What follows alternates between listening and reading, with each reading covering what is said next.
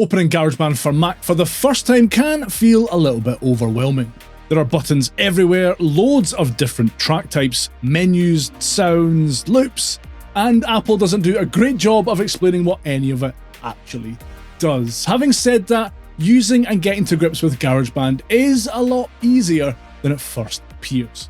So in this video, I'm going to show you the handful of things you actually need to understand to start making music in GarageBand on Mac.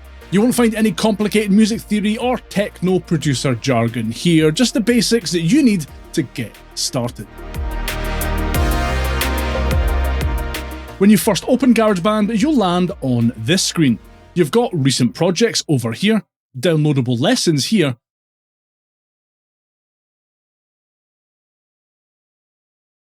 and loads of templates that you can start from. If you're brand new though, I'd recommend keeping things simple. Head to New Project and choose Empty Project. That gives you a completely fresh GarageBand session from scratch, which is the best way to actually understand how the program works. Once you hit choose, GarageBand will ask you what kind of track you want to create first. And this is probably the first thing that confuses beginners. GarageBand basically works around different types of tracks, and each track has a different job. If you want to use GarageBand's built-in instruments like pianos, synths, basses, or drums, choose MIDI software instrument. You can play these using an attached MIDI keyboard. GarageBand's on-screen musical typing keyboard, which can be found here.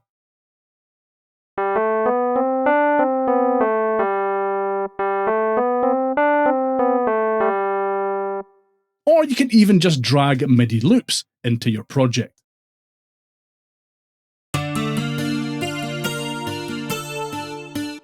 If you want to record something using a microphone or audio interface, you can choose between the two audio track options. If you're recording guitar or bass, there is a specific audio track type for that.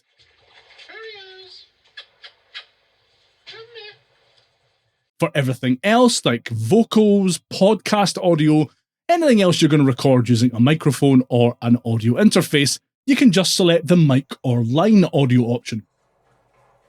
And if you want GarageBand to automatically generate drum performances for you, choose Drummer. Drummer is one of the best beginner features in GarageBand because it lets you build surprisingly realistic drum tracks incredibly quickly.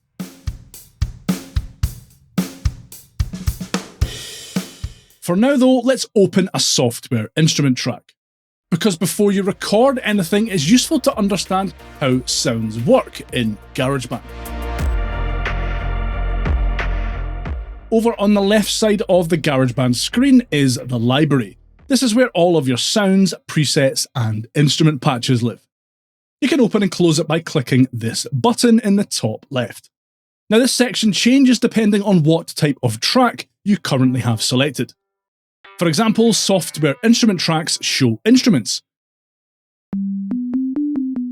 Audio tracks show vocal and guitar presets.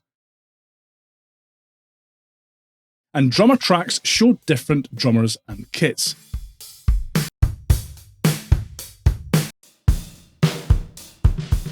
So if I select this software instrument track, using the library I can instantly swap between pianos,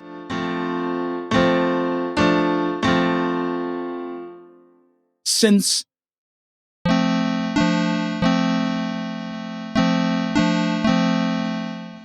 basses,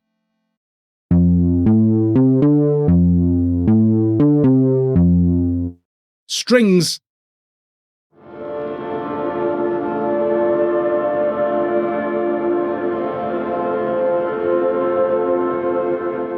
and loads more.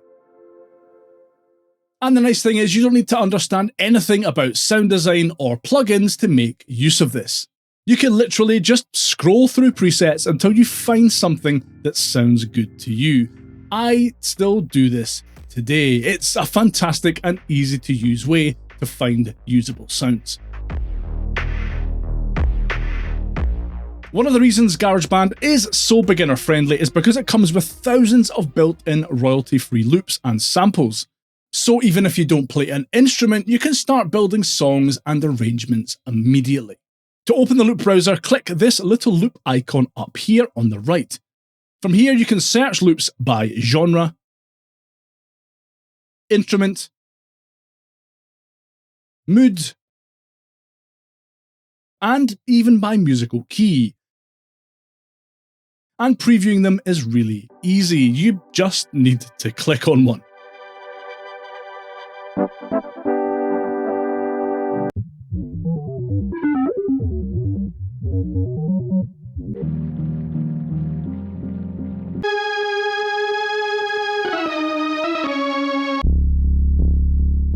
When you find something you like, just drag it into GarageBand's workspace. GarageBand will automatically create the correct track type for the loop you've selected. So for example, if I drag in a drum loop, GarageBand creates a drummer track. If I drag in a synth loop, it creates a software instrument track.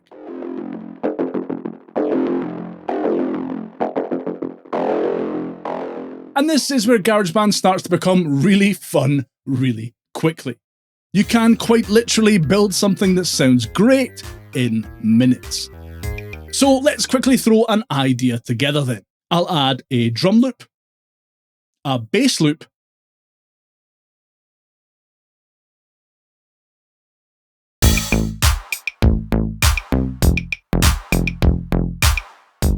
and a keyboard sound.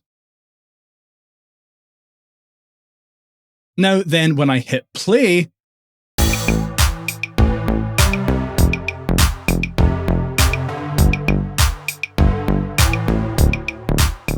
that doesn't sound half bad. And that's one of the key things to understand about GarageBand. You don't have to master the entire program to start creating music with it. You just need to understand how tracks work, where sounds live, and how to start arranging ideas together. Everything else comes later. One thing worth doing early on is downloading GarageBand's full sound library.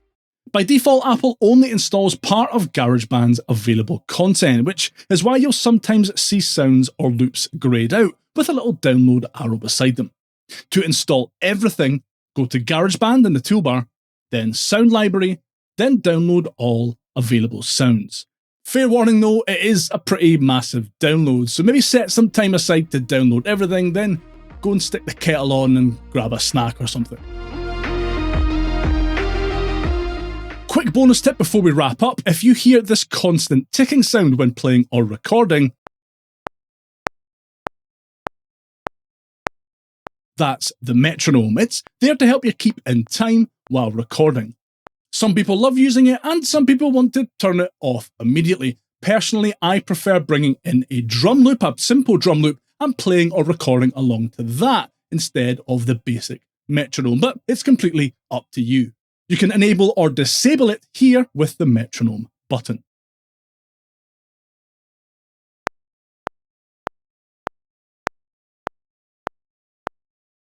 At this point, you know enough to start experimenting and putting ideas together in GarageBand. And that is the best way to learn it. Just get stuck in. Don't worry about understanding every single feature right away. Most people only use a small portion of GarageBand day to day anyway. Next things you probably want to have a look at are things like recording vocals, making beats, using plugins, or mixing your songs properly. So I've linked a full beginner GarageBand playlist down below that will take you through all of these things step by step. If you found this video helpful, hit that like button and hype the video. It helps more people see it and I really appreciate it. Take care and I'll see you in the next one.